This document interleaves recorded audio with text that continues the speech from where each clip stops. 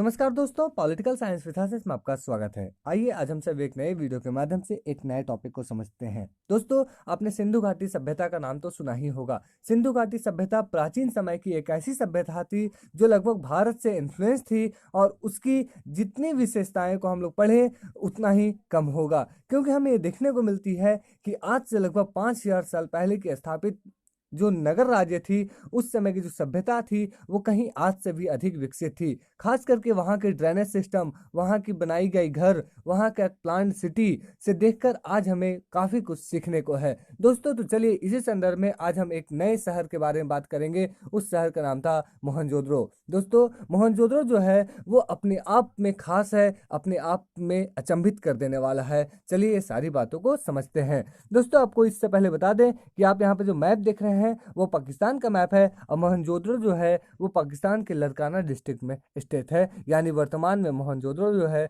वो पाकिस्तान में स्थित है। दोस्तों, इसके साथ साथ हम एक और मैप से देखें तो हम ये देखते हैं कि हड़प्पा जिसकी खोज जो है सबसे पहले की गई थी, लेकिन सन 1921 में की गई थी दयाराम साहनी के द्वारा। लेकिन जो मोहनजोदड़ो है, मोहनजोदड़ो की खोज कब की गई थी? इसकी खोज 1922 में राखाल दास बनर्जी के द्वारा की गई थी। और मोहनजोदड़ो जो है वो लगभग पूरे इंडस वैली सिविलाइजेशन की सबसे बड़ी शहर निकलकर सामने आती है। दोस्तों, हालांकि हम लोग जब इसके बारे में बात करते हैं सिंधु घाटी सभ्यता में, तो वहाँ पे अनेक शहर निकल कर आते हैं। जैसे उसमें हड़प्पा है और अलग चान्होदाड़ो है, कालीबंगा है, लोथल है, बनवाली है, धोलावीरा है। लेकिन उन सबों में जो सबसे ज़्यादा डेवलप्ड नज़र आती थी, जो राजा महाराजाओं की नज़र आती थी, वो मोहनजोदड़ो नज़र आती है। इसके बाद देखते हैं हम लोग दोस्तों कि मोहनजोदड़ो कैसा था। दोस्तों, यहाँ पे आप एक मैप देख रहे हैं। यहाँ पे ऐसा दिख रहा है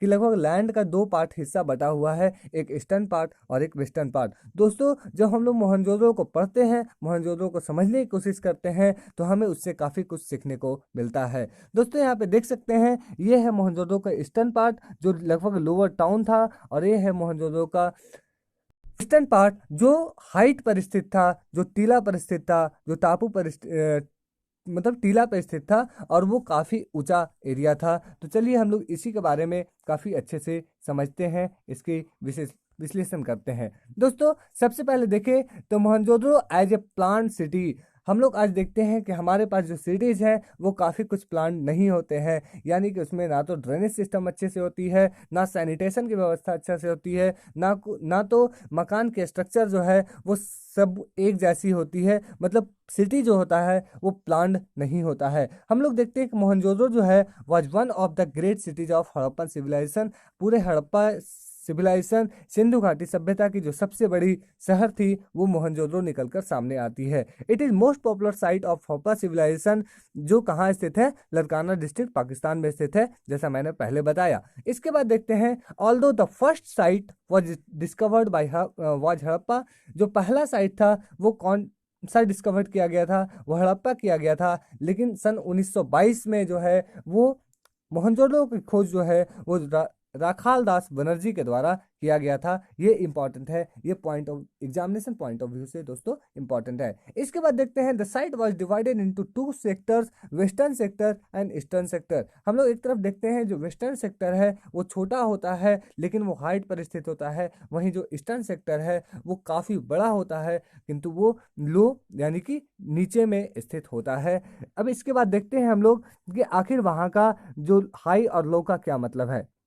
दोस्तों, सबसे पहले आप यहाँ पे देख रहे हैं, यहाँ पे ऊंचा में एक बड़ा सा स्तूप दिख रहा है। ये स्तूप जो है वो मेनली जो है सिटाडेल का पार्ट है, वो वेस्टर्न हड़प्पा की पार्ट है, जो एरिया स्मॉल थी किंतु वो काफ़ी ऊंची थी।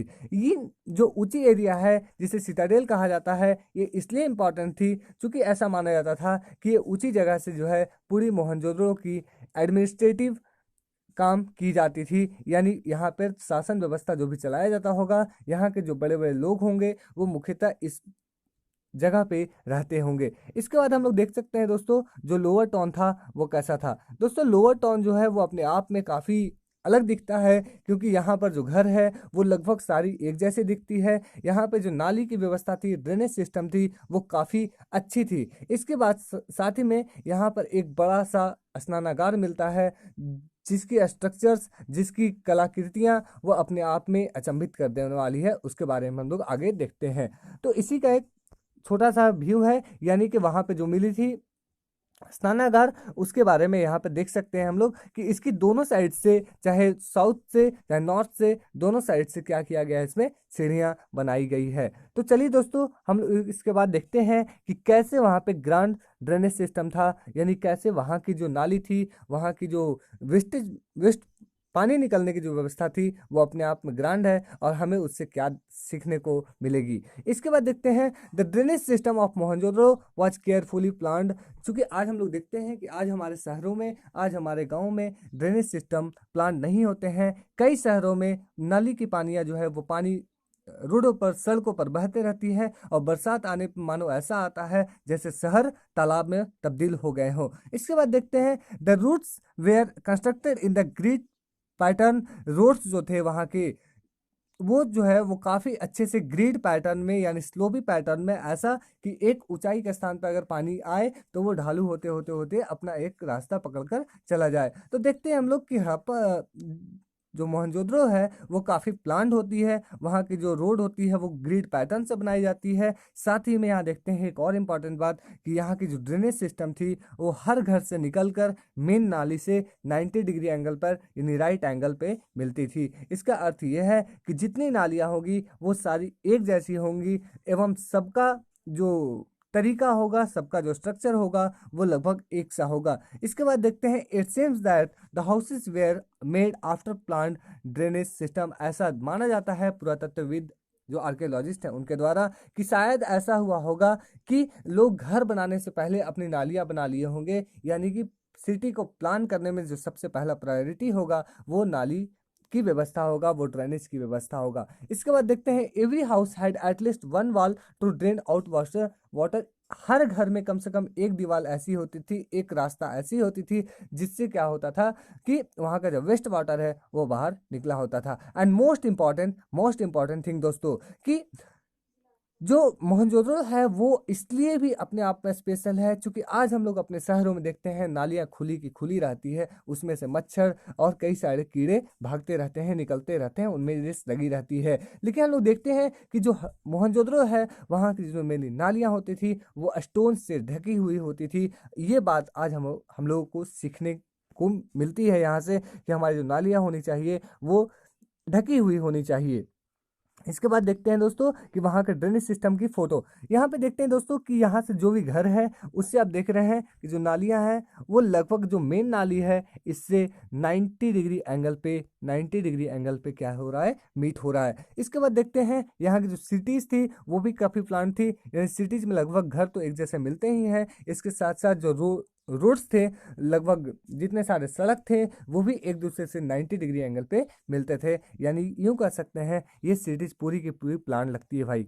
इसके बाद हम लोग देखते हैं कुछ और फिगर और समझने की कोशिश करते हैं कि कैसे खास था मोहनजोदड़ो। इसके बाद देखते हैं डोमेस्टिक आर्किटेक्चर। डोमेस्टिक आर्किटेक्चर में देख सकते हैं it seems that lower but bigger land was used for residential purposes. जो हमारा ईस्टर्न मोहनजोदड़ो का पार्ट है, जो हमारा बड़ा पार्ट है, बिगर पार्ट है, वो लगभग वहाँ पे ऐसा दिखता है कि वहाँ पे जितने सारे घर हैं वो लगभग एक जैसी बनाई हुई है एवं वो काफ़ी एरिया में बड़ा है। तो वो एरिया जो है वो मेनली रेसिडेंशियल पर्पसेस के लिए यूज की जाती होगी, वहाँ पर लोग रहते होंगे, वहाँ पर एक भारी जनसंख्या रहती होगी। इसके बाद देखते हैं many small and big buildings structure has been found here. मतलब जो लोअर पार्ट है वहाँ पे काफ़ी बिल्डिंग्स पाई गई है। इसको बाद देखते हैं जो बिल्डिंग्स हैं उनकी खास बात ये थी कि वो जितनी सारी बिल्डिंग्स है वो पकी हुई ईंटों के बनाए हुए थे, जो आज तक ईंट जो है वो सुरक्षित है, आज तक वो ईंट नष्ट नहीं हुए हैं। यानी आप सोच सकते हैं ये कितनी टेक्निफाइड थी, इनकी जो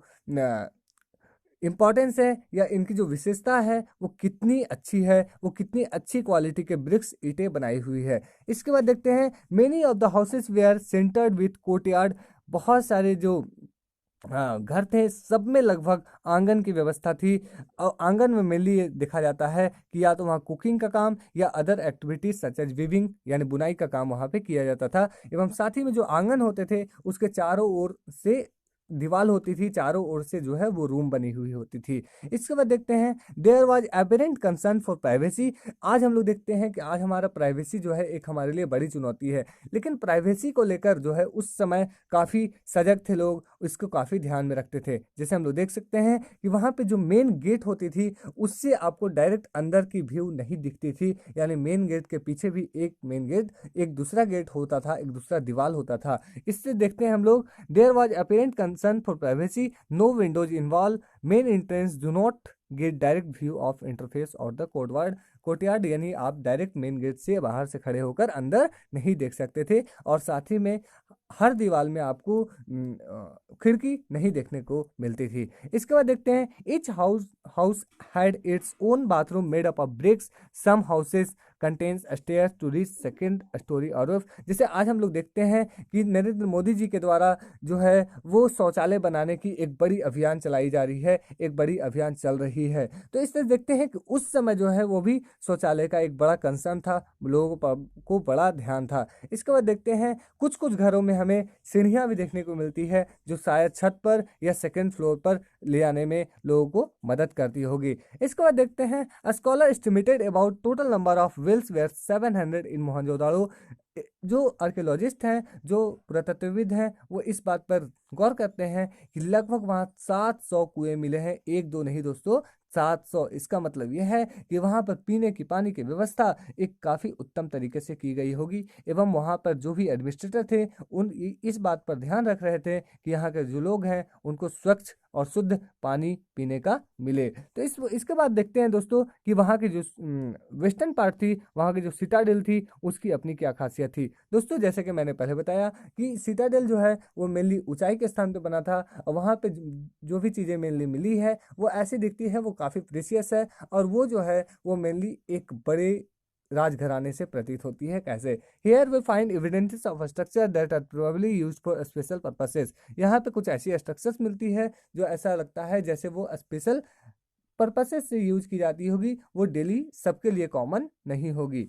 दूसरी बात, a warehouse massive but lower brick portion cements, मतलब एक वेयर हाउस मिली है, वेयर मतलब अन्नागृह जिसको हम बोलते हैं, वो मिली है, जिसमें ऐसा प्रतीत होता है कि वो जो है वो नीचे के पोर्शन उसको ईंट से बनाए होंगे, लेकिन जो ऊपर का पोर्शन है वो जो है वो लकड़ी से बनाए हुए होंगे, और वो काफ़ी बड़ी दिखती है। यानी कि ये दिखती है हमें कि उस समय भी है अनाज की संग्रहण, अनाज को एकत्रित कर रखना एक काफ़ी बड़ा कंसर्न था, एक काफ़ी बड़ा विशेष बात था। इसके बाद देखते हैं the great bath larger rectangular tank, एक ग्रेट बाथ स्नानागार मिला है जो काफ़ी अपने आप में बड़ा था, और वो जो है वो पक्की ईंटों से बना था। पक्की ईंटों के साथ साथ उसको बनाने के लिए जो है मोटार जिप्सम का प्रयोग किया गया था। इन्हें आप सोच सकते हैं आज जो हम लोग प्लास्टर ऑफ पेरिस यूज करते हैं वो उस समय भी यूज होते थे। Larger rectangular tank surrounded by corridor all four sides with stairs on two sides north and south side. मतलब उस समय जो है वो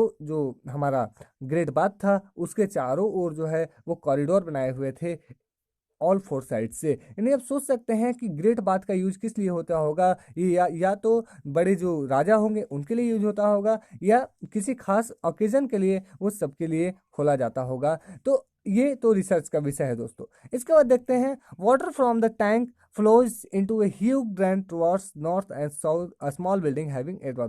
जिसे मैंने पहले ही बात किया है कि वहाँ पे ड्रेनेज की जो व्यवस्था है, ड्रेनेज का जो ध्यान है वो काफ़ी विशेष तौर पे रखा गया था। इसके साथ साथ हम लोग देखते हैं कि वाटर जो है बड़े बड़े टैंकों से जो निकलते थे वो एक ह्यूज ट्रेन एक बड़ा सा नाली से होकर नॉर्थ की तरफ गुजरता था, जिसमें स्मॉल बिल्डिंग्स भी थे, और उस बिल्डिंग्स में मेनली क्या थे, बाथरूम्स हुआ करते थे। जैसे आप वहाँ पे नहा सकते हो, फ्रेश हो सकते हो, लाइक ऐसा। अब वहाँ पे क्या था, चार चार जो है वो दोनों साइड से है।